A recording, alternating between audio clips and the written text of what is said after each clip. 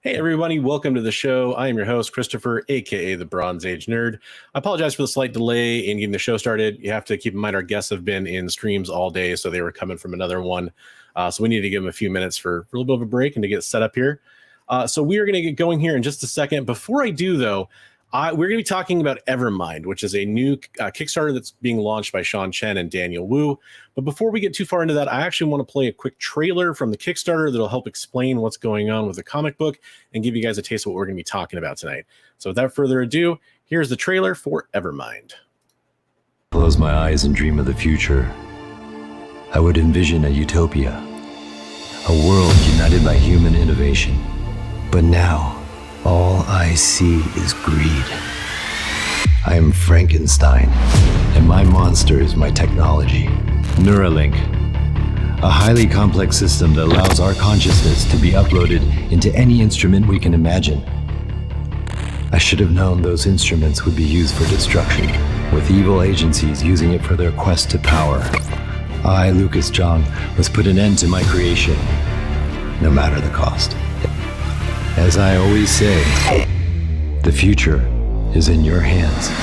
Hey everyone, I'm Daniel Wu from Into the Badlands, Westworld, and Disney's American-born Chinese. I am super excited to announce the official launch of the Evermind comic book Kickstarter campaign. You may have noticed in the exclusive comic preview that Lucas Zhang kind of looks like me. Well, that was no accident. Evermind creator Sean Chen based the character off my likeness, so it feels fitting to officially be on the team. Being a co-creator of an epic comic series has always been a goal of mine, and I cannot wait to go on this journey with you all. So, what is Evermind about? Evermind is a science fiction graphic novel set in a dystopian near future that follows a famous scientist, Lucas Zhang, and his discovery of a revolutionary technology that changes the world called Neuralink. With this new ability to transfer human consciousness into advanced machines, Lucas unintentionally creates an arms race among several evil corporations.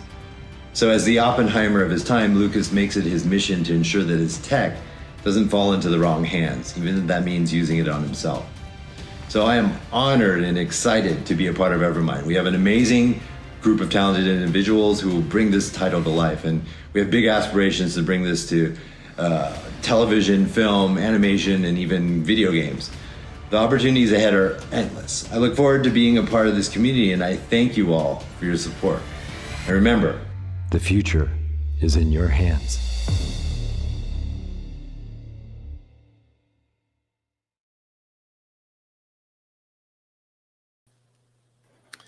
Awesome. Well, that was the trailer for Evermind, which just launched today on Kickstarter. And we are joined by the co-creators of Evermind, actor Daniel Wu and comic creator legend Sean Chen, joining us on the show. Welcome to the show, gentlemen. Thank you for having us. So it has been a whirlwind day for you guys as you've gone through different kind of a press junket here for the launch of the comic. How's launch day been going for you two? Well, I've never done this before, so it's exciting as hell. I've never done a Kickstarter, so my worry is I just don't know what to expect from one. So thankfully we reached our goal in about 2 hours, and so it's all a big relief from here. Absolutely. Yeah, this is the first time ever getting involved in a comic book, but also first time doing a Kickstarter as well. I know this method is not very traditional, but I think it's exciting because it really engages the readers and followers to get involved and get involved in its infancy. It's a rare chance to do that. In my world, like TV and film, you rarely ever, as an audience, get to get involved in the beginning of the process, right? They're the last thing. They're the ones that see it last, right?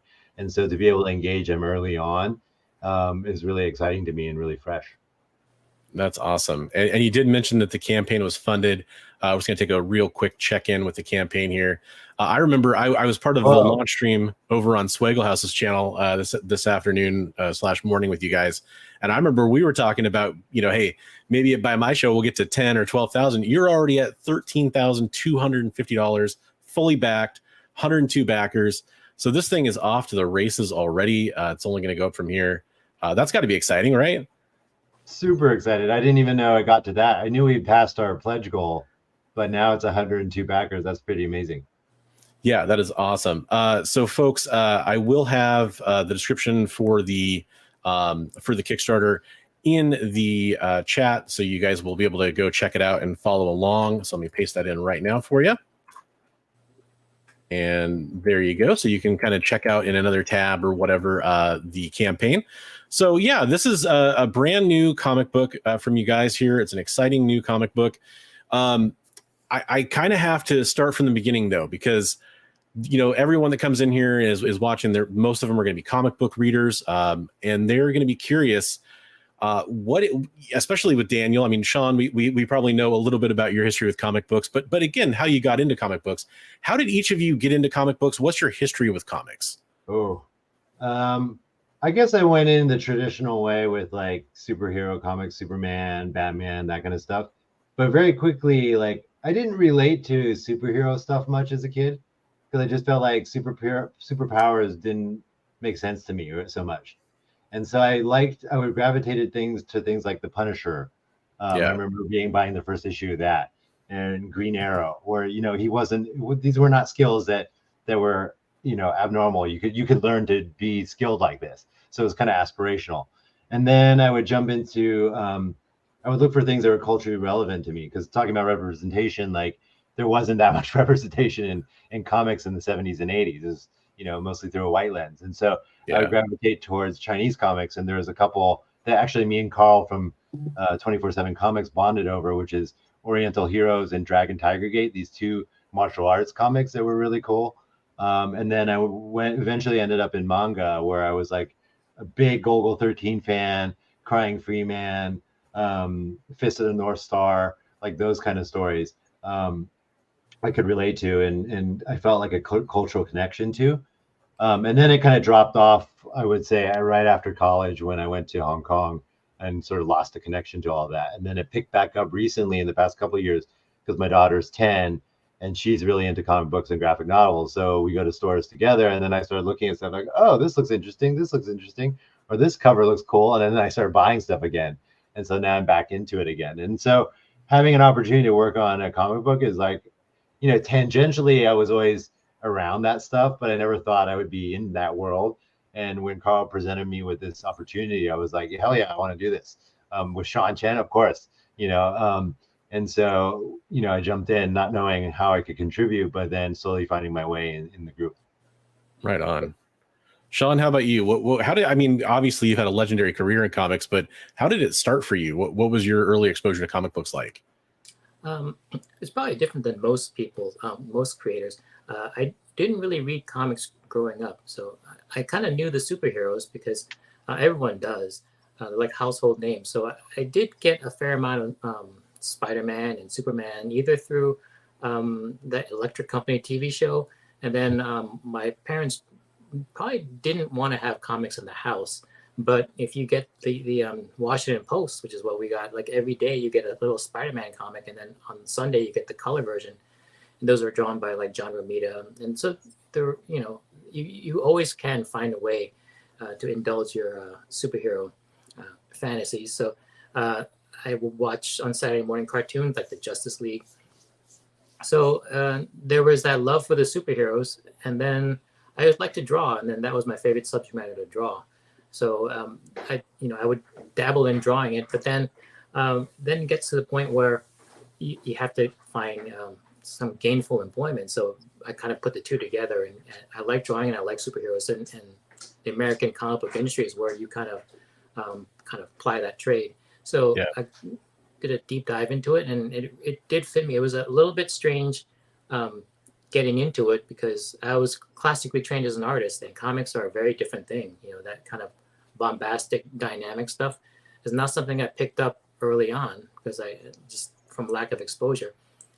But through meeting like Barry Windsor-Smith and Bob Layton, David Mazzucchelli, those people were my mentors, and I spent a good amount of time with all of those people, and they kind of really taught me along the way. So then that's kind of where I am now, is just having worked through Marvel and DC, and then now kind of I feel like graduating from that and kind of creating and writing my own stories and coming up with my own characters. Awesome. And I mean, speaking of creating your own characters, I've picked up from other interviews, I can kind of skip some of the more basic questions, but I just still want to let our audience know, So there is kind of an interesting origin with Evermind and how it kind of came to be and why we're here today, essentially. Can you kind of tell us a little bit about where Evermind originally came from and sort of the significance it's had for you? Okay, so about 20 years ago, I would have my regular Marvel job, but then I would, when that's done, I would kind of draw for myself, and I did an illustration just as a portfolio piece of a large robot gorilla and a young robotic girl in the same image. And I remember when people see it in either my portfolio or my sketchbook, they would always comment on it, and on that piece more than anything that I drew. And I think there was a little bit of magic in that drawing, and I'm not sure what it was, but it did pique people's curiosity. And Carl Choi, who I showed the piece to, 20 years later, he asked me what the story is behind it, and I said there's no story, it's just a drawing. So he asked, kind of as a hypothetical, like if you wanted to kind of like bullshit a story out of it, like if you have to impress someone in an elevator who's looking for properties, what would you say? So I took some time, and then that's where it all started. It's just kind of riffing and together and coming up with ideas to the point where we actually had something that I thought had legs, like a pretty decent story.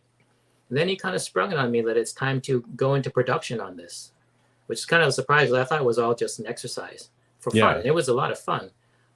But he thought, like, he just started this company and he wanted this to be a book that, not only was part of the roster, but I think he had the idea to move it to the forefront. So that's when we started this. And, I think initially it was very daunting to do it because the subject matter is very difficult to draw. Like the length of the story and the things that are in it, the locations and the characters and all the robots were not going to be easy. Yeah. And so I kind of dreaded it. But I think the missing element there was I was thinking of this as just a plot with locations and robots, and they were at that point generic. I think where it really took off for me is when we started to flesh out who these characters were. And once that came in, the story took on a whole new life for me. Like, it's not that I was kind of dreading drawing it. I could draw it for the next 10 years because these characters all of a sudden became real. And if you craft them correctly, the chemistry they have between each other is really what drives the whole story. And then the sci-fi, the explosions and the robot battles, that's all just kind of stuff that feeds into the character part. Yeah. And then that's where, Daniel came in and he became kind of like the inspiration for the character. So is it, am I understanding correctly that Carl basically said, hey, I know both of you guys and I think you'd work really well together on this? Is that kind of how that introduction happened? Yeah, essentially. I mean, that's Carl's like superpower. He knows so many people and he knows how to like go, hey, I think you should work with this guy and do that. I've known Carl for 15 years now, and like he's put various people together, put me together with other people over time for different kinds of projects here and there. And he's just really good at doing that, as being like the hub of kind of creativity. I would say he's not really a creative person himself, but he knows so many creative people and he knows how to put them together and make them work together. And so that's his like creative superpower, I would say. Yeah, that's cool. It's almost like a force combiner kind of a thing, a force multiplier. That's a cool way to look at it. And also he's fearless. Like I think what Sean was saying, and me even, like I would never think to go into comic books. I think Sean also was, what he was saying from his story there is like he wasn't thinking about writing, but then really Carl's like, just do it. Let's just do it. Let's just do this. And so once he gets that motivation, it's kind of infectious, and then we jump on board, and then we have this thing now. We've got 3 issues and a Kickstarter campaign, and we just busted our goal today. Is like this all seems to happen in a flash, although it's been like 2 years, as Sean said. But really, if it wasn't for his motivation, we wouldn't be here at this point. Yeah, absolutely. And I mean, so I've read, I have a leg up on a lot of people. I've read the story, and it is a very cool story. If you weren't around, you might have missed Daniel's introduction in the trailer there for the story. But this idea, this technology that's invented, the Neuralink, and what it can do, and then also there's like this, not to give too much away, but there is this sort of theme park that the scientist is sort of kind of trapped up in because he's sort of financially tied to them and they want to use this technology. It does remind me a little bit of the fact I have to acknowledge the fact we're talking about a theme park with automatons. Of course, Daniel, you were on Westworld. So I definitely thought about that immediately as soon as I started reading the comic book. But it's got a very cool, and I'll just kind of explain to the audience, if you're really wondering what this is about or the kind of genre or vibe it kind of fits into, there's a lot of action. There's a lot of cool sci-fi, dystopian, if you're into Black Mirror, those sorts of elements, you're going to see a lot of that come through. There's some really cool dark moments that happen to park guests where it really kind of, there was one thing that happened in the first issue to a park guest, somebody who gets lost essentially, and it made my jaw drop when I read it because I just did not expect it to go there. And then you follow that up with some really amazing, if you like military style sci-fi action, there's some really cool action there as well with like a special ops team that starts happening. So right from the first issue, you guys get going. So it's just a really cool story, and I just want to show the Kickstarter here one more time where we're at. And I can kind of scroll down here a little bit too to show you some of the artwork. Oh, you can see the original sketch there. Yeah, and you can definitely see why that would evoke such a reaction in people that were coming to your booth, Sean. I mean, that's really cool art. I mean, I definitely would pause on that myself if I was scrolling through a portfolio for sure. And then, of course, we have profiles for Daniel here and for Sean. And then, you get a little bit of a preview of the comic book, kind of see what we're talking about. So in this main preview image, do you maybe Sean, do you want to kind of walk us through some of the characters we see on this image? Okay, we see Daniel in the foreground there. That's the protagonist. And then his daughter, who is kind of estranged from. So it really is a story about between the two of them, which is kind of odd because this is a science fiction type story with a lot of action. But you'd be surprised how much of it really is about their relationship. And then so on one side, you can see the theme park, Bobo World, with it's basically like Disneyland, future Disneyland on crack. So it's instead of just like the space of a Disneyland, it's basically like an entire city that is a theme park. And then on the left half of the spread there, it gets very dark because one of the ways they try to increase their profits is to build in the subterranean area underneath Disney World, that Bobo World, where you can go down, and then it's sort of like their version of Pleasure Island. I don't know if people remember Disney had Pleasure Island, and the whole idea was that the theme park itself really caters to children, but you have adults there who are just not being, that there's nothing there for them. So they open up this kind of like, it's like a hedonistic underworld for adults. And then what's strange is the gorilla and the princess, they played roles in different areas. So above ground, they play princesses and the mascot, Bobo, the gorilla, and it's all fun and sunshine. And then after hours, they go downstairs and they take different roles. So the gorillas take off their skin and they have mech battles there, which is very like manly man cave thing to do. And then the princesses, they'll strip off their latex skin and then they become strippers and go-go dancers. And all in the name of making a lot of money so they can fund their next big idea, which is Evermind, the ability to transfer your brain permanently into a mechanical being, and which is basically the end result is the possibility of immortality. So, the story, it seems like it's all over the place, but it really is kind of tight. And when you read it, you can kind of logically see why we end up from one location to another, one idea to another. It all kind of flows together. So. Yeah, and I love this particular image too, because one thing I picked up on the story, there's a very clear duality going on between what's happening above and what's happening below. But that's not the only place that's taking place in the story. There's also a bit of that happening with the Neuralink. I mean, with that technology itself, like it's being used for good purposes that are entertaining and helping people, allowing people that maybe aren't able to experience certain things to experience them, especially if they're ultra rich. But there's also this sort of dark side that happens too with the, military uses and things like that as well. So that's why I mentioned, like Black Mirror, that kind of dystopian technology concept is very prevalent in the story. So I think if people out there are watching, if you're fans of that type of content, definitely a story I think you will enjoy, and of course, fantastic artwork throughout by Sean. We'll get a chance to check out a couple more pieces of that here. This is Underworld, which is that dark, seedy kind of, like you're saying, hedonistic play palace sort of for people. And then here you see some of the military action getting set up as well. That was a really intense, cool combat scene at the end of issue 1, and there's a lot more action in the story as well, without getting into spoilers for people. And then I got to be honest, this is my favorite piece of artwork from the whole series. This is the covered issue 2, right? Right. And so you see the covers are wraparound covers. So I have a bit of an issue with wraparound covers, and that they have like a dual focus, especially when you see them for the digital format. It's landscape, so you can see both sides at once. So you can see the female robot on one side. So that robot there, that's basically the Marilyn Monroe stripper. It actually plays an innocent princess or Snow White during the day above ground. And then that gorilla there that's stripping off his skin is basically between shifts of being a mascot up above and then changing into a battle bot down below.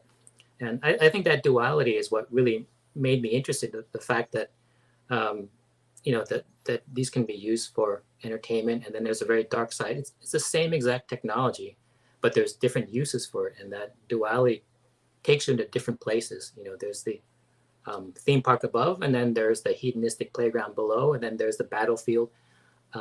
So I think this story, one thing that people will get out of it is that it has a lot of ideas in it. And I think the ideas of, we took a lot of time to make these ideas. They're very creative. The type of ideas that when you read them, they're like, wow, this is a cool idea. How come no one's thought of this before? It's like one of those things that I think you'll really get out of it when you check it out. Absolutely. And that's something that I was talking about with Carl when I talked to him last week, is that there is sort of this lack of original new ideas in comic books. And I mean, hey, I'm all for, I love the X-Men, and I love, a lot of those great classic characters, of course, and titles. I'm not in any way trying to diss on those, but I think there is sort of a need for people to, kind of seek out some new stuff. And luckily when you get to, creator owned and indie and stuff like this is where you start to kind of get into a little bit more of that fresh territory. Right. And like you said, it's a very original idea. And it has that kind of element you were talking about too, because when you are reading it, you have a sense of like, I feel like this story should have been told already, and it hasn't been, which I think that's usually a really good sign, right? Absolutely, yeah. No, I totally agree with you. I think that there's too much regurgitating of, IPs that are being recycled over and over and over again. And it's like, there's so much original content out there that needs to be highlighted, and no one's really supporting that. And I guess it's because the other stuff is like low hanging fruit. But I'm attracted to this kind of stuff, like new storytelling that we haven't seen before, that's inspiring, that will inspire me to think of storytelling in other ways, and characters that we haven't seen before, and also like things that are not necessarily just superheroes. And that's what I like about Evermind, is it hits all the themes that I enjoy, but in a different kind of cocktail and a different kind of mix up than we've seen before. One of the things that you mentioned in the launch trailer is that there is this idea of like, hey, where can we take this after the launch phase when it comes to, maybe things like other forms of media. Mm-hmm. And I think that's another element that really struck me is I could see how this could translate really well to a lot of other different, animation, live action, a lot of different things like that, and still be really engaging for people and have a story that's already fleshed out. I was curious for the comic itself. I know we're launching the 3 issues on the Kickstarter, which is what we're looking at now. Are there plans for future issues to come directly after that? Is that sort of, hey, on the back burner, we're trying to finish up everything right now? Like, where are you guys at with the future of Evermind the comic? Well, right now I'm finishing up issue 4, so there's going to be 6 in all to finish this story arc. I really haven't given much thought beyond that. I think I would go crazy if to figure out like. If we had to extend this. So one of the things I do is kind of compartmentalize and just, it's been great to just deal with these 3 issues. But that said, I'm already on my way to finishing up the next 3 issues. And in terms of like where I would like to see it go, I think there's so many ideas in here. And one thing we find out that there's a lot of the beta readers or the the review sites were women, and they're not turned off by this kind of like sci-fi, which tends to be kind of dark, and then all this action, which tends to be kind of like for a lot of guys, they're really picking up on this the same way that you would maybe see like the Hunger Games, something where it's not off-putting to them for some reason. I think maybe it's because the daughter character is fairly complex and very nuanced, and then the whole thing about the story revolving around a family connection with all this other cool candy around it, action and visual stuff is sort of feeding into that. So yeah, I was thinking that it would make a great prose novel because of the ideas in it and the worlds that we visit. So it does have legs that can work in other areas, I believe. Absolutely. Yeah. And one of the things I remember Carl, when he was first telling me about the story, was mentioning that, there is a father-daughter element here. And I have a 5-year-old daughter. She just turned 5 last week. And I believe, did both of you have daughters? Oh, yeah. Yeah. 10-year-old. 10-year-old, yeah. So one thing, it's interesting, and again, I won't go into spoilers, but in the very beginning of the comic book, you're confronted with that father-daughter relationship. And what I'll say is it's a little tense, right? Like it's a tense moment. And that's right in the beginning. That's the story beat. So you can tell that's a big theme that's important throughout the story. And in fact, it was actually kind of an interesting choice because a lot of times you might expect to follow some action in the beginning of a comic book. And instead we're presented with a different kind of action, this kind of tense relationship between a father and a daughter. And it does drive the story along pretty well. So that's another good thing too, is that there's a good interpersonal relationship that is discussed in the story, as well as giant robots beating the crap out of each other. Yeah, I mean, that's what I was attracted me to it. Is I was really attracted to this father-daughter story and where that was going to go. Being a father myself, being someone who's had to make similar decisions of like, do you pursue your career to the fullest extent, or do you become a family man, or how do you find the balance between all of that? And I think that Lucas Jong is definitely faced with those issues, and he's created a rift between him and his daughter, and they're almost like theoretically, like ideologically, very different people, and a chasm has occurred between the two of them. But they're also both, you can see they're both related. They're both incredibly smart, both scientist-minded people, but they've just gone their separate ways. And it's like, how does that happen in a family, right? Yeah. So that is really interesting to me because it's not really sci-fi. It's not really superhero-y. It's none of that. It's very humanistic, and it's the heart and soul of the story that we're telling here. And then the packaging happens to be, sci-fi and high technology and all of that stuff, which is all very cool too. So you've got this very humanistic story, and then you've got all the elements that science fiction needs to have, all combined into one story. And so I think it hits multiple nails on the head. Yeah, absolutely. Before I moved on from this image, this image reminded me when I was looking at it earlier. So Daniel, and maybe there's some people watching that don't know, Daniel has an extensive background in acting and especially with fighting on screen. Mm-hmm. You've been in a lot of stuff. You have a great history with fighting. Let's put it that way. Yeah. So there's a lot of action in this comic, and there's like we see here, some hand-to-hand fighting. I'm curious, Sean, you have obviously plenty of experience drawing characters fighting. Did you help inform some of the fighting scenes, Daniel, as far as how you wanted some characters to move or some placements, or did any suggestions there? Was any of that? Ironically, no. And I was expecting to add to that, but then Sean did such an amazing job with these action scenes and how they look visually. It's like way beyond anything I can imagine, and so I really didn't have much to say. I just really liked it all. And it's like, for me, because we do work in this way also in film, where sometimes we storyboard out a fight, ahead of time. So I have some experience in that. But I think Sean did it in a way that was really artistic, beautifully artistic, but also very informative, and it made sense. Because the worst thing I hate is action stuff that doesn't make any sense. It's very busy and crazy, but it doesn't make any sense at all, or there's no logic behind it. Sean's action scenes all have that, all the things that I like in action. And then it's all because it's driven by the story. It's happening because the story needs it to happen, and not because we're just trying to make an action piece because this is the third issue and there hasn't been an action piece for 2 issues. You know, we're not doing formula like that. It's all because the story requires it. And I love that. And Sean's just amazing. I mean, Sean's so great at the action scenes. It's like almost his specialty, really. 100%. And hats off to you, Sean, because when I was, you know, I'm kind of one of those people that I scan a page first and I start seeing what's going on. And one of the things is I've read more and more comic books. One of the things I like to do is to see, does the story make sense without any words whatsoever? Before you even read the page, can you kind of follow along and see what's going on? Of course, the words are important. You need to do that as well. But can you follow the action? You know, do placements look? And then this is just masterful work. There's some really dynamic, awesome exchanges that happen in it. When I say the action is top notch, I am not kidding. So hopefully some people get a chance to check that out after they back the project. But excellent work, Sean.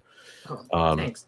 Yeah, I have to say, one of the things, maybe I'm kind of like very OCD in this way, but when you read a comic, it can be very alienating to people who don't read comics. Yeah. And I think what we were setting up here is that a lot of these people who are reading it might be like Daniel Wu's fans, and a lot of them, you know, they're female. So when they read this, it has to be able to read to them and not turn them off. So they shouldn't have to become exhausted trying to uncode everything that I'm drawing.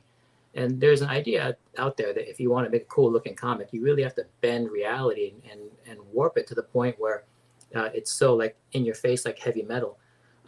I don't really think that's necessarily true. I mean, you can be very extremely clear with your storytelling, and then also have it be very dynamic.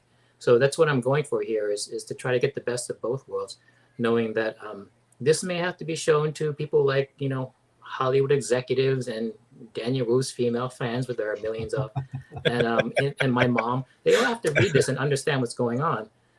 And it's a tall order because a story like this is complicated as hell. I mean, there's a lot of characters. And then, you know, just even drawing things like the difference between a real human being and one with latex skin on who's like a robot underneath. I got to find a way to convey that. So it all comes down to your draftsmanship ability and your storytelling ability, and determining exactly what you need to draw and not being afraid to just draw exactly what's called for. And, you know, I hate to say it, but a lot of artists would try to hide their deficiencies by planning, bending the story around what they can draw. So this is it's been a tough slog on this book, but, you know, I'm also having the time of my life. So. Awesome. We did have a question come through chat, and I'm actually going to be able to focus on you both here because this is an important question, and I'm glad somebody asked it. Late Night asks, thoughts on challenges being a creator of Asian descent? Any advice for aspiring creators? Sorry if off topic. That's not off topic at all. I think that's something that is very important to point out. Like Daniel mentioned earlier, you know, growing up reading comic books, there may not have been the representation he was hoping to see in comic books. So I think that's a very on-topic question. Any thoughts on that, gentlemen?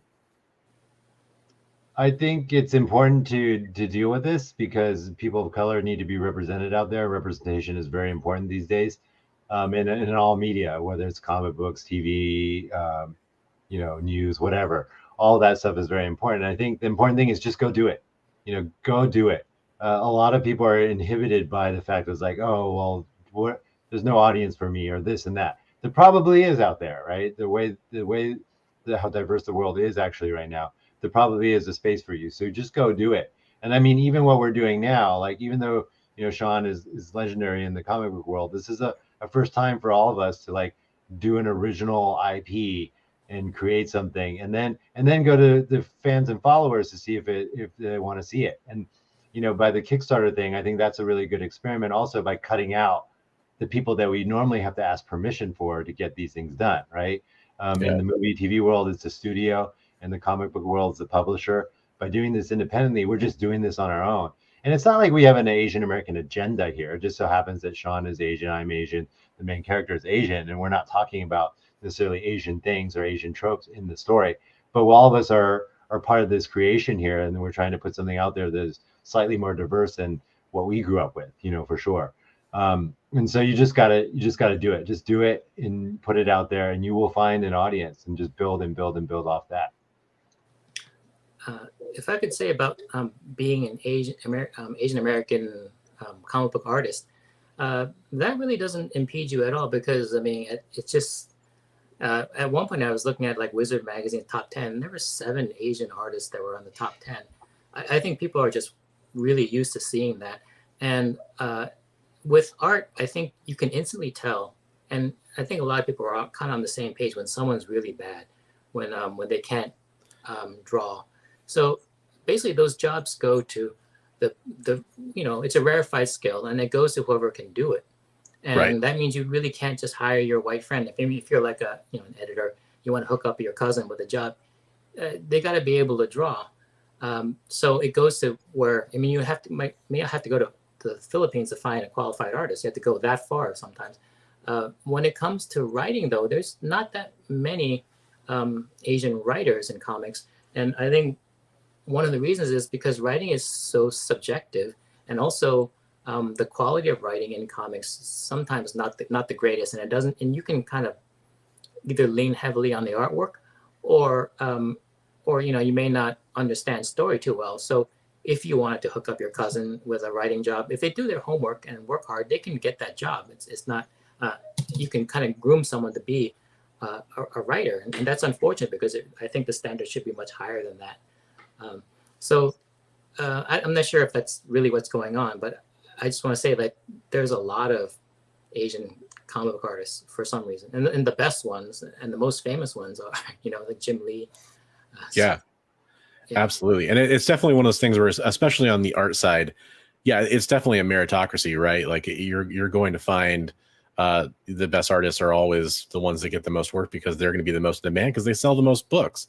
If for some reason there is a large concentration of Asian artists, also a lot of South American, we see a lot of Brazilians, so it is one of those things that I think maybe the cultures do kind of play into it as far as the creation of so many talented people. But I definitely think that it's a very good point. I did want to go back and talk about the tiers real fast, because we hadn't gotten to that yet, and I do think it's important.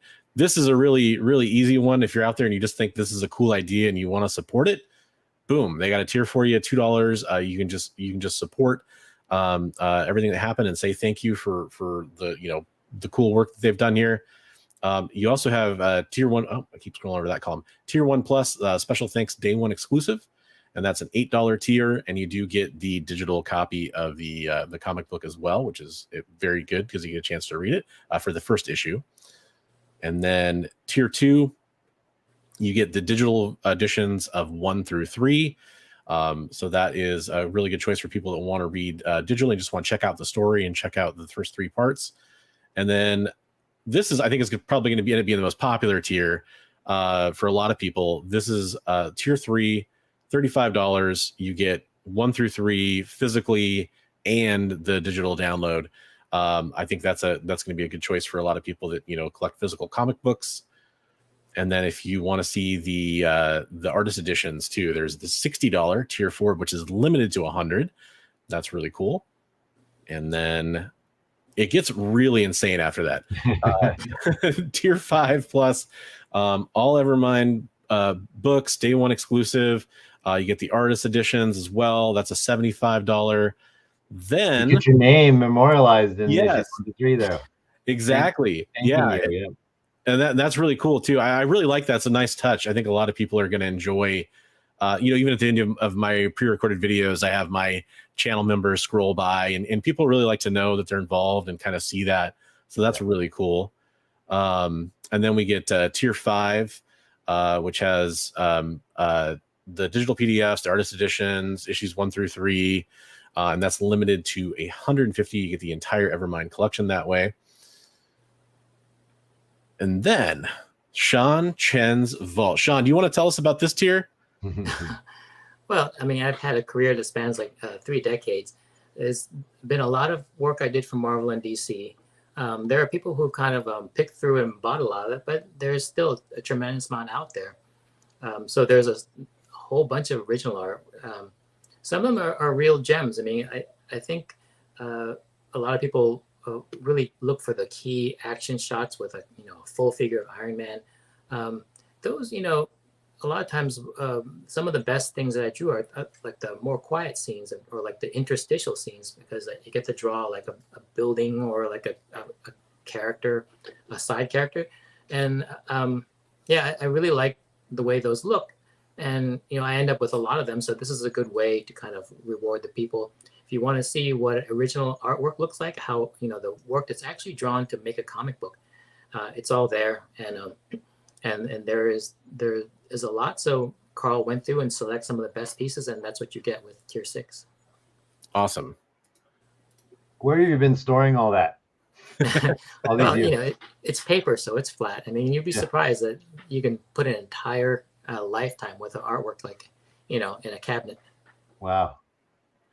Yeah, that's got to be quite the cabinet to tour right there. Yeah. And then we have Tier 6, which is Sean Chen's Vault Comic Art Fans Bundle. It includes randomly selected one original published comic art from Sean Chen's Vault from the following time, but not limited to, of course, Avengers, Batman, Elektra, Fantastic Four, Iron Man, Nova, Spider-Man, Wolverine, X-Men, all that great stuff. And it's your chance to own a piece of history. That is so cool. Limited to 100 there. Then Marvel Design Art Day. Can you tell us about this tier, Sean? Okay, one of the things I did for Marvel while I was there, a lot of times when I'd finish up on a book and then my next book doesn't start up for a couple of months, one of the things that they liked about my work was that it was very well drawn from a draftsmanship standpoint, but I didn't have this really loud style that kind of obliterated.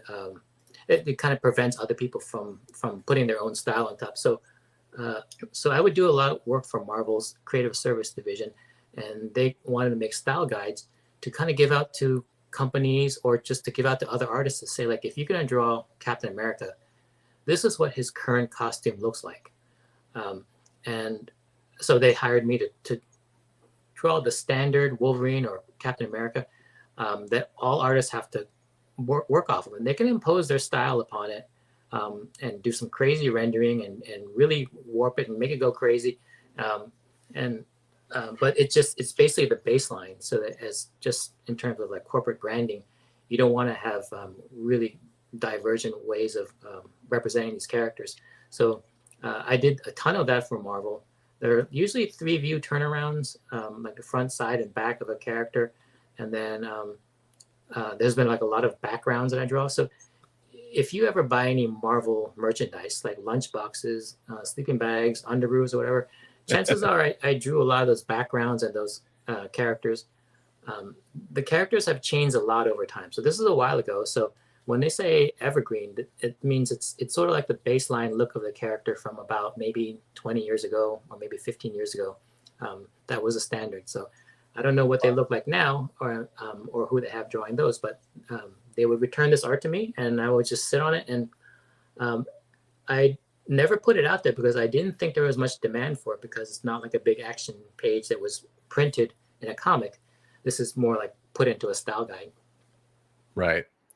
And it's, I mean, for those that may not know, the original art market has just blown up the last few years. So I think these tiers right here, there's a lot of people that, they're going to be interested in these tiers just for the original artwork alone, let alone, the awesomeness of getting Evermind too. So definitely a couple really great tiers to check out for those folks. And yeah, you can see that there's tier 7, which is limited to just 15. And you do get that is just a $500 tier there. I did want to ask this one. This is a great question from Steven. What age level do you recommend Evermind for? Do you think it should be adult only? Do you have an age target in mind? I know it's a little subjective, but what were you guys thinking for that? I would actually ask you. I mean, you read it. I never really gave it much thought because I always thought that was a Carl Choi problem. But that said, he's been handing out this ash can, the one with the controversial scene you spoke about, to people who are quite young. So I hope that's okay, but maybe you probably know more about that than I do. Yeah, I mean, my take on it as a reader and as a parent, I've always been a big believer that it really depends on your child. I know my parents let me get exposed to stuff that would probably be considered pretty adult, not necessarily along like sexual content, but when it came to violence or things that were maybe like what I would characterize that scene as is just a very adult theme, in that it takes an adult or mature mind to sort of understand the significance of what's going on there, and sort of the dramatic irony that's kind of happening there as well.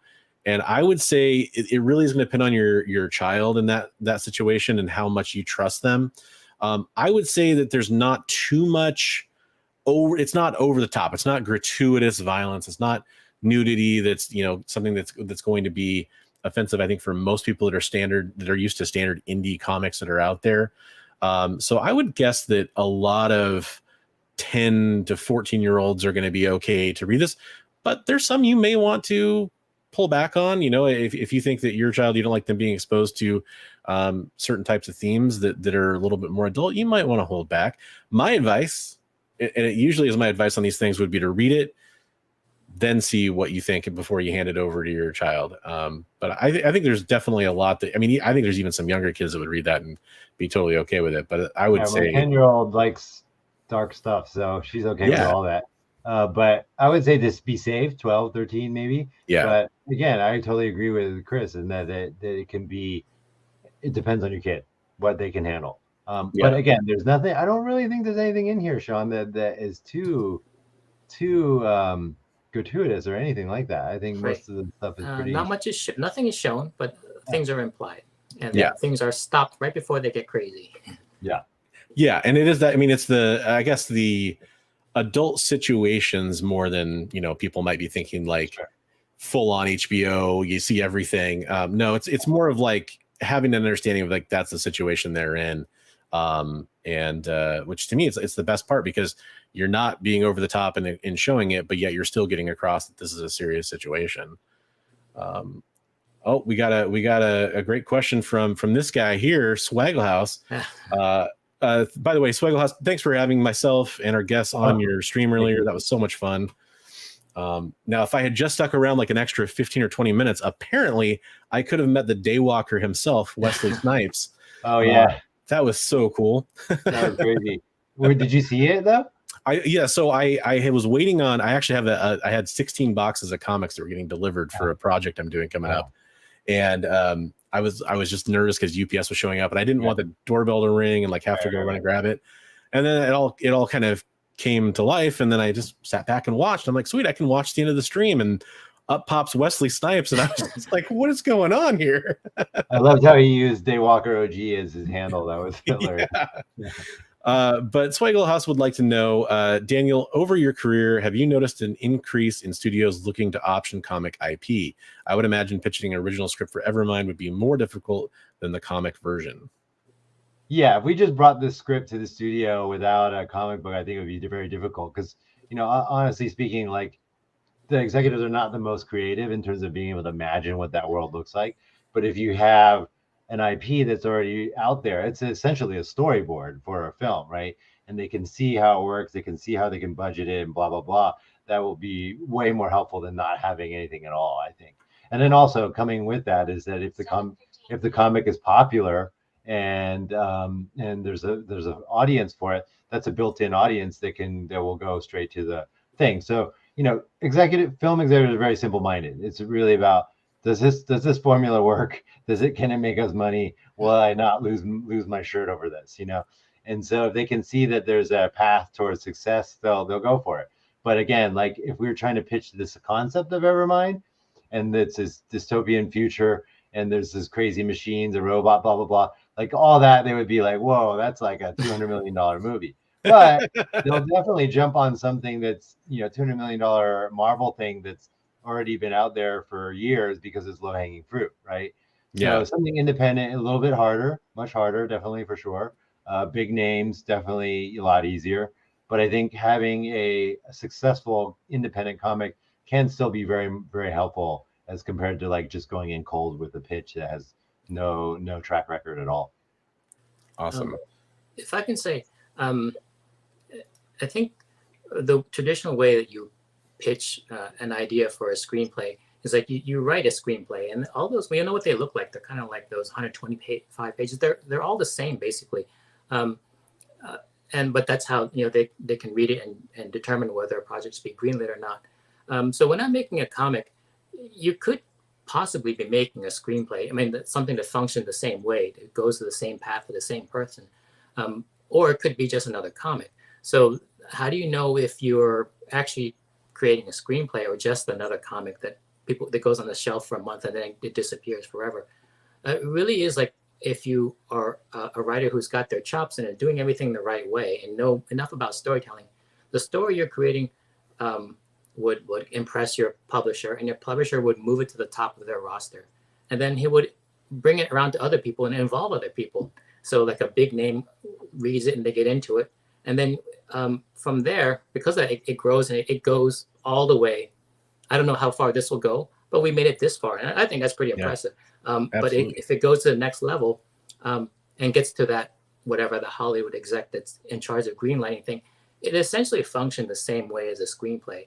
Probably the worst formatted screenplay in the world, because, you know, I do have the same dialogue, but it's in these little balloons and it goes to the picture of the person's face. So it'll be a great comic book. It's a really bad format of a screenplay, but it does the same thing. It shepherds the story all the way through to the end. So I'm really pleased as punch that it got to this point.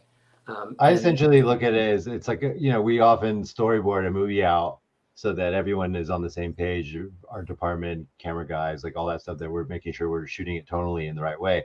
And I think by having a comic book, you've pretty much already done that. You've created a storyboard that an executive can look at it and go, oh, I understand this world. I get what you're trying to create here. And therefore I know how much money to throw at it or whatever.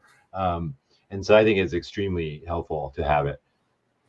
Yeah, that I could see that. I mean, especially if they're more visually focused. I know, you know, a lot of times there's, you know better than I do, but a lot of times in Hollywood you do see like concept art that helps sell. You know, that was a big part of why Star Wars was able to be made. So ever since then, so yeah, I could see that being a big factor. This is an awesome comment. William just wanted to say that he loved Into the Badlands, and now you're in comics too, Daniel, and you are awesome. That is so cool. Oh, thanks. Into the Badlands was my attempt to try and get into the kind of comic book graphic novel world, because we created that world as if it was a graphic novel, and we were trying to treat it as if it was a graphic novel, this long story that can keep on going for many seasons. Unfortunately, it only lasted 3.5 seasons, but that was the whole point of it. And it was really like, we were excited to go take it to Comic-Con because we were making it for that audience, really. But unfortunately, AMC didn't send us there that often, so we didn't really get to connect with a lot of people. So I get to see online like all the fans that really did love the show, and really kind of, I think we came a little too early. If we were a year or two later, we'd probably be still making the show right now. But I think the concept was too fresh, too new, and came a little too early, and so it ended quite early for us. That's an interesting point too, because I think the timing would have been kind of a sweet spot there too, just for content needs a couple of years later as well. But yeah, that was awesome. I do want to make sure I just want to make sure I finished going through the Kickstarter, and then we'll go back to the top and see where we're at. So we talked about tier 7, tier 8. This is the ultimate VIP signature deluxe box set, $750. This is limited to just 25 pieces, by the way, so you definitely are going to want to hop on that one if that is interesting to you. That is, you know, I always love these VIP tier ones, right? They're always so like over the top. But yeah, you get everything here, so that's really cool. Cover art of issue 3 signed by both Daniel Wu and Sean Chen, so that's going to be really, really fun. I did want to make sure we go back to the top and just kind of see where we're at now. Hey, we've crossed $14,428. Congratulations, guys. That's awesome. Yeah, this is amazing. So never thought this would happen so quickly. Well, and the best part about it is you still have 29 days to go too. So I'm so excited, especially, you know, there's a lot of people, and I've been guilty of this in the past too. You kind of see a project and you don't really see it getting funded, and you're like, do I really want to, like, you know, dip my toe in? But you see a bunch of people funding something, and all of a sudden you're kind of like, well, I mean, you know, it's definitely going to be backed. I may as well, right? Yeah. So that's really awesome. So I did have a question kind of for each of you when it comes to doing this project here. Let's start with Daniel. So this is obviously a little bit different than your day job. Yeah. What was it like shifting gears into a project like this for you, with your background? Like, what do you think that brought to the table? What were some of the challenges for you? Well, honestly speaking, when Carl approached me about it, I wasn't sure how much, what I could contribute to the project. Like Sean, legendary, his art is amazing, all that kind of stuff. But then once I got involved in the meetings and the creative meetings, I was kind of quiet for the first one. And then eventually I realized, oh, this is not all different at all from what I normally do with, creating a project, brainstorming ideas, bringing a project to fruition. It's just a different medium, right? And so for me, I know especially what I can help with is character building and character creation, because for 25 years, that's all I've been obsessed with, right? You're playing a character, and I always have questions. Oftentimes the script is not a comprehensive three-dimensional look at the character. It's a list of events that happen to this character, and then you've got to kind of create a bunch of stuff to make him really three-dimensional and relatable. And so, like, all those things that I've been doing for 25 years were very informative in terms of, like helping create Lucas Chong and his character and his relationship with his daughter and all those things, and the importance of backstory and flashback, and using those devices to help the audience or the reader get more informed on the story. And then I realized, like, it wasn't different at all. It was really the same thing. And then what's even better about this is, like, a few weeks go by and Sean's drawn it already, and it's done. It's pretty much done. And so, whereas a movie, it could be like another 5 years before you see something, and it's always a very surreal moment to wait for that. But like in this situation, for me at least, it seemed much more speedy and fast. And then, the creative part was really the same. Awesome. And then Sean, I had a question for you, which is, you've got a lot of experience working for large comic publishers, even on the independent side, still relatively large comic publishers. When you're doing this kind of work, was that a much different experience for you? Like you said, you've never done a Kickstarter before, or gone this approach. I imagine, like, you probably were able to take a little bit more time with things along certain steps. Was that freeing? Was that a much different creative process for you? Like, how did that make you feel as you're going through the creative process here? The overwhelmingly different thing was that I'm writing for the first time. So when I'm doing stuff for Marvel and DC, my role there was penciler. So I would draw in pencil, and that's it. I would break down the story. So end up being like the director almost, and then I would just draw in pencil, and then someone else will ink, and then someone else will color. So with this one, I'm writing and then penciling and inking, and then I'm still giving the coloring to my friend Tom Chu, who's a brilliant colorist. So yeah, it is different, and the time horizon is different. I'm working at Marvel and DC it's like a factory machine. Like, you really have to hit your deadlines. With this, I think the project gets put out when it's ready. I think that's a model that a lot of people are doing now. Is like, in order to compete with Marvel and DC, you have to go all the way the other way to quality writing and quality art, and sometimes time is that one factor. I think people know what to expect of my art, and I know what to expect of my art. But then when it comes to the writing, I think that will give a lot of people pause, because like they would say, like, well, he's never written anything, or he hasn't really created anything. So I'm very suspicious. Like, maybe I won't back this project. The only thing I can do to kind of work against that is to really take a deep dive into writing. And it's something that I've been dabbling with for over a decade. And then really to put that learning on overdrive and just constantly be learning, like practically all day long, watching, writing YouTube for screenplays and novels, and taking a lot of master classes. I've taken the Robert McKee class live, and that'll help, make up for the fact that I'm not a veteran writer. And then the other thing is the time horizon, which, a lot of times writers have to turn around a story in like 5 days or something.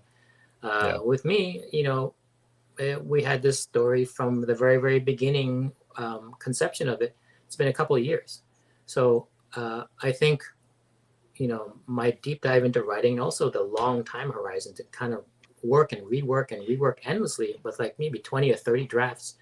I can compete with like someone like maybe like on a Tom King level, because he has to turn this around very quickly.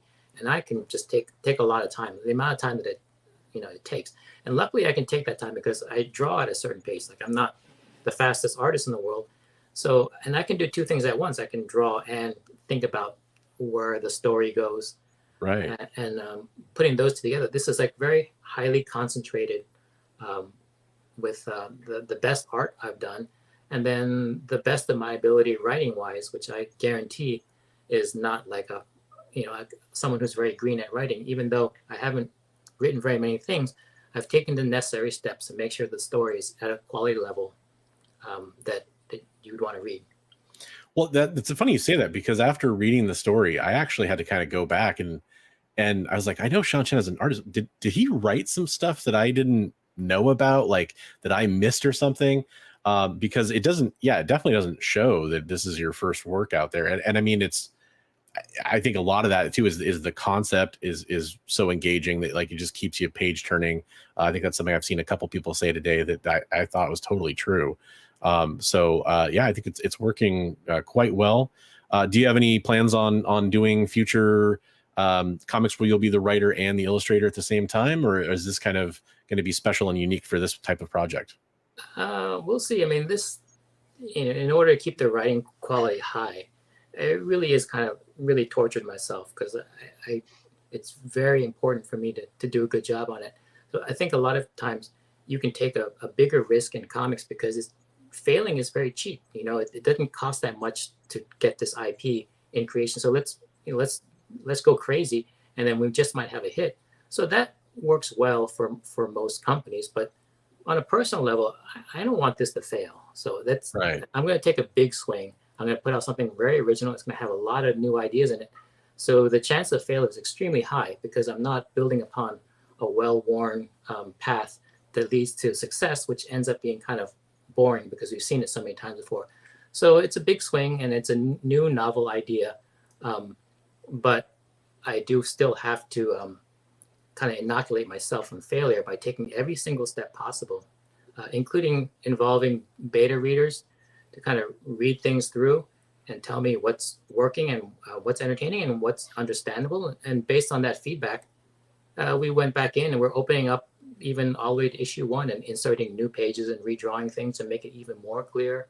I think there's a version even beyond what you've read. Issues 2 and 3 are still being shuffled around and changed pretty drastically just to make them even more clear and paced better. And yeah, well, that that's level really cool. of work you won't see.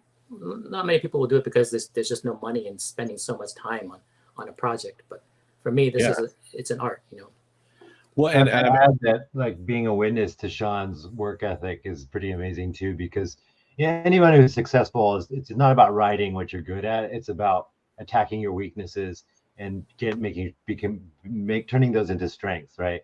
And Sean really attacked the storytelling aspect of this job and wanted to be a really good writer. And so again, like you said, he's hours and hours of videos watching on writing and looking at films and looking at stuff that is good storytelling and applying it to this thing. And like every meeting we had, that was always his number one concern.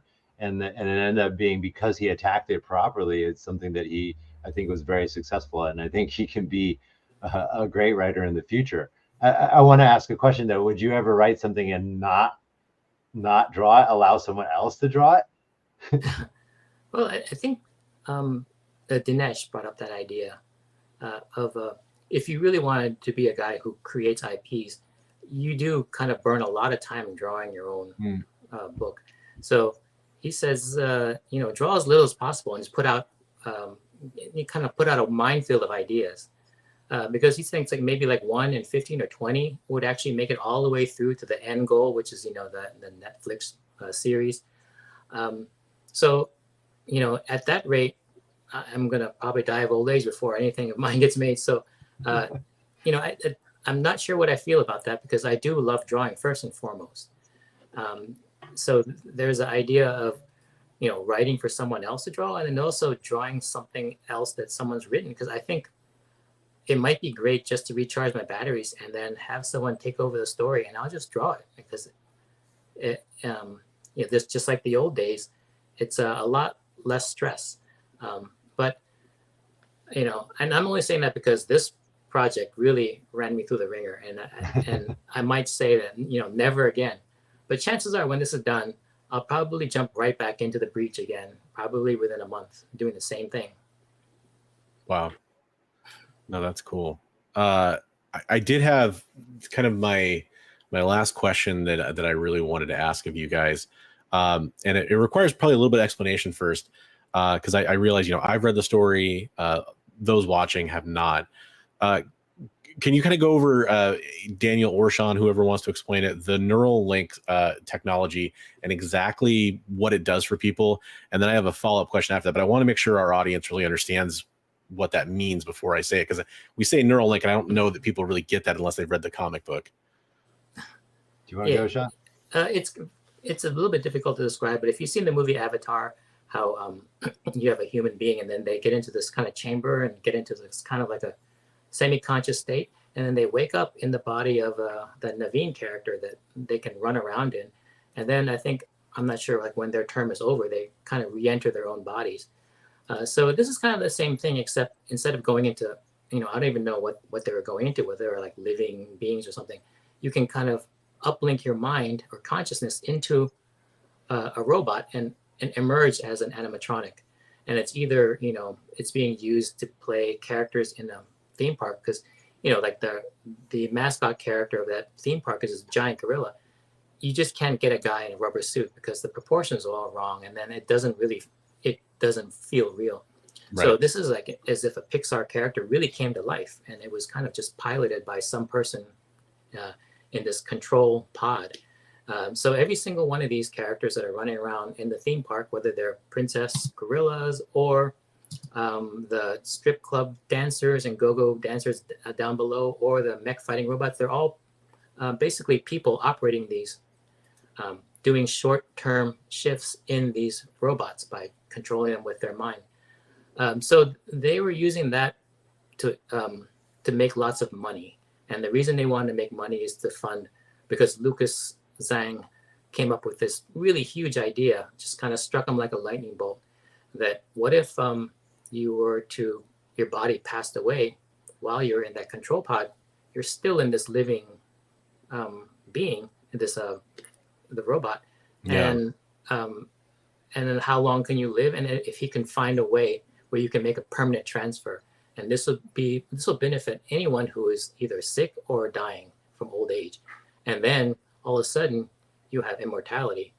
So in that sense, it's a very, like, the next level up in technology, but its use case is entirely different. It means something philosophically entirely different. It's an existential thing, whereas before it's just kind of like fancy cosplay. Right. So that's the relation between Neuralink, which is the, you know, just short terms as a robot, and then neurotransfer is a permanent transfer in order to continue living as in an artificial body that doesn't die. That's one thing I like about this story also, is that science fiction aspect, which is this Neuralink thing, that it also evolves as the story evolves, right? So it's not just the same thing that everyone's vying for, but it evolves and changes, and it means something different to the characters throughout the entire story, right? And that's kind of a cool thing, a cool device that happens. So then it's almost like that's a narrative in itself, you know. Yeah. And I really like that aspect of it, because it makes you question the morality of it all. You know, yes, innocuously controlling a theme park robot is one thing, but then controlling a warmongering robot is another thing. And then if you can then download your consciousness into a mech forever and its immortality, it means immortality, then who gets access to that and who has the rights to do that?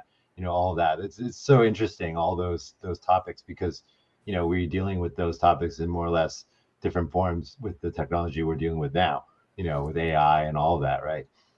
Well, that's exactly where I was going to go. So I really, Sean, especially, I really appreciate that explanation for people to kind of set up this final question for you guys.